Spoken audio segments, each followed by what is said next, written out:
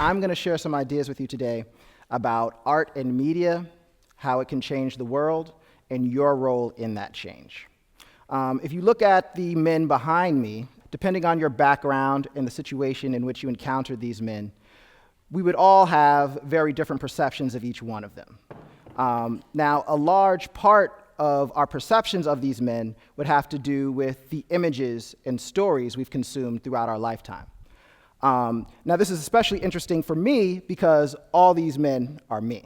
And at a certain point in my life, you could have encountered me looking like any one of these alter egos, depending on when you saw me. And the same thing is true for these men here, or this man here, and her as well.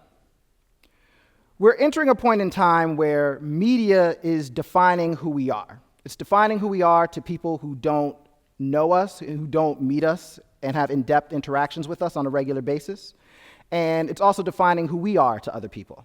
The exciting thing about this, though, is that we're also entering a time where we have a lot more control over the media that defines us and defines the other people and cultures of the world.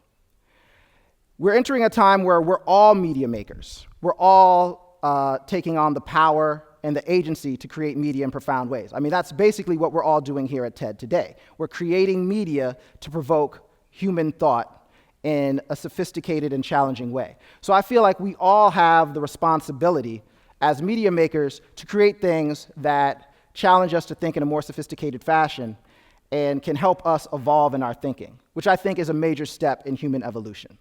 A few years ago, I went to visit my friend Brian in Los Angeles, and I went out there for a vacation with my other friend Xavier, and we went to a music festival, and we also were going out there because Brian had just bought a home. He was one of my first friends to purchase his own home in his mid-20s, and at the time, he was a corporate executive working for the Ford Motor Company. So we were outside the day after the concert, down the block from his house, taking pictures. And we're out there for a few minutes when all of a sudden this ragtag group of people comes up to us to ask us who we are and what we're doing there. And they claim to be the Neighborhood Watch. Now, this was really interesting because Brian had lived there about 7 months and he wasn't aware that they had a Neighborhood Watch.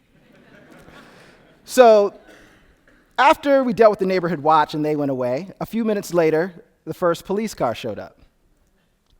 Then a little while after that, 2 more police cars showed up. And then later on, another police car showed up. Now, what's really interesting to me about this scenario is that the people in this situation, the Neighborhood Watch and the police, were so caught up and consumed with the images and stories that they had been receiving throughout their lives, that all logic, accountability, and reason was escaping them when it came to analyzing the situation. So they didn't recognize their neighbor. They didn't think that their neighbor might have friends and family that looked like him. They also, I mean, that would make sense, right? You'd think, okay, if this person lives here, they might have friends and family that look like them. But also the police didn't realize that they kept getting this false alarm for the same call because they were caught up in that narrative that we were suspicious. A few years later, I took a trip to Poland with my friend Rob to do a performance piece at the Zachęta National Gallery of Art in Poland. And they were doing an exhibition about African-American artists, an exhibition called Black Alphabet.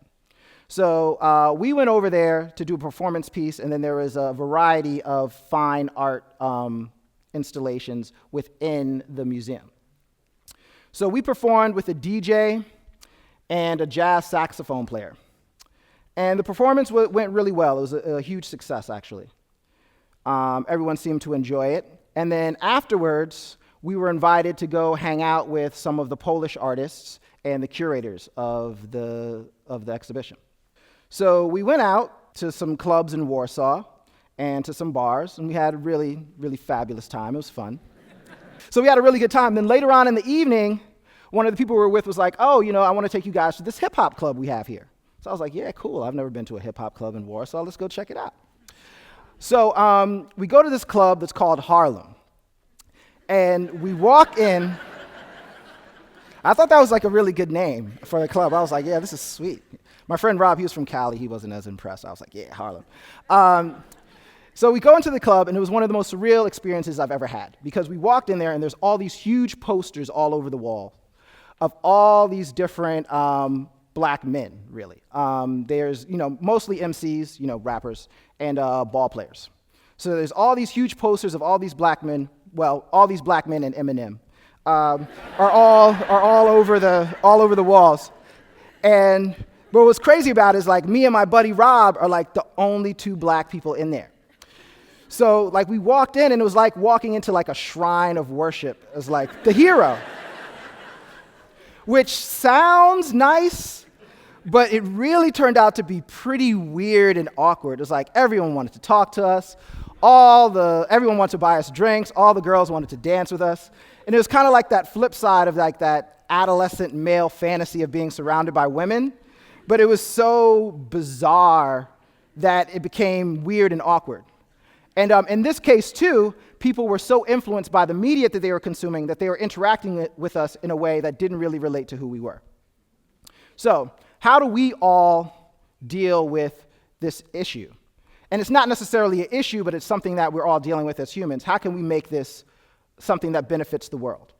Well, we have the power to create media that's inclusive and gives people control and power over the stories that define them.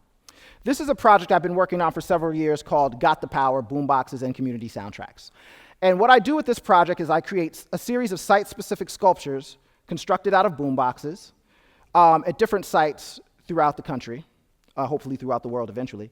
And after I construct the sculpture, I go into the local community and I collect people's favorite songs, and I collect audio recordings of their memories of that place. That is then broadcast from these boombox sculptures so that you get this ethnographic audio portrait of a given place. And this is a way to kind of address identity in kind of a whimsical, fun way, because the boombox is an object that everybody recognizes. Even if you didn't grow up with boomboxes, younger people recognize them as this iconic object. In fact, like on the New York City subway, or in New York in general, the sign for not playing music loud is still like a boombox with a line through it. So everyone recognizes the boombox, and the boombox symbolizes how music was shared and culture was shared prior to the digital age.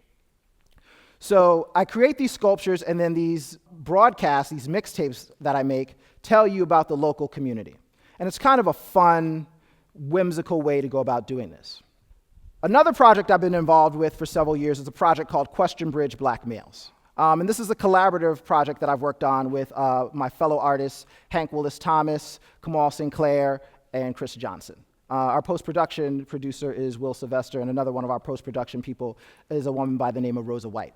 And what we did with Question Bridge was we created a vehicle for giving average viewers a window into black male consciousness. The idea here was that, in the United States at least, black males are a demographic that is very misunderstood and very often feared. And we want to give people a window into black male consciousness. So what we decided to do was we traveled around the country for several years, having black males ask and answer questions of each other via video. So video was the medium. And the way the Question Bridge works is deceptively simple. What we did was we put the camera on any of the individual men, and we gave them this prompt. We said, "We know you have a question that you've always had for another black male who you feel different or estranged from. Look into the cameras if you're talking to them and ask your question." We then showed those videos to men who could answer those questions, and they responded to the questions as if they were talking to the original man who asked it. And so the result is, once again, the viewers get to be privileged witnesses to a conversation that could never happen without the use of technology. And we display this on 5 channels, so you see all the different faces at the same time. So I'm about to show you an excerpt from Question Bridge to give you a more thorough understanding of what the experience is like. All right, my question is, I try to live good, but I'm surrounded by bad. And I want to know what it is I could do to do better and live peaceful, surrounded by all evil. How can I do that? I think you have to stand up to evil. If you're not willing to stand up and be yourself in the face of death, you're never going to find out who you really are. A way to stay out of trouble, and there's so much around you, is, you know what I mean, find more activities to get into, possibly a job, you feel me? Be your own man, don't hang in groups, and, you know what I mean, just follow yourself, man. Listen to your own self, be a leader, not a follower. In my experience, whenever I tried to live good surrounded by evil, I had to keep putting good inside of me. I had to keep dealing with everything that I knew that was good. I had to stay positive, had to stay prayed up, and had to stay with my faith. Because if you have something strong to hold on to or any type of faith, I guarantee that evil will pass you by. Well, first of all, you can stop generalizing and saying all evil, because I'm quite sure it ain't everything evil out there. You just have to learn to distinguish what crowds you want to hang around and which ones you don't. And the ones you see that got the same interests that you do, then try to blend or flock towards that particular crowd or something. But to say all evil, I mean, there's no such thing as all evil, I'm quite sure. Brother, I know it's hard out there. When I was younger, you know, I was surrounded by a lot of negativity too, and I decided to take the road less traveled.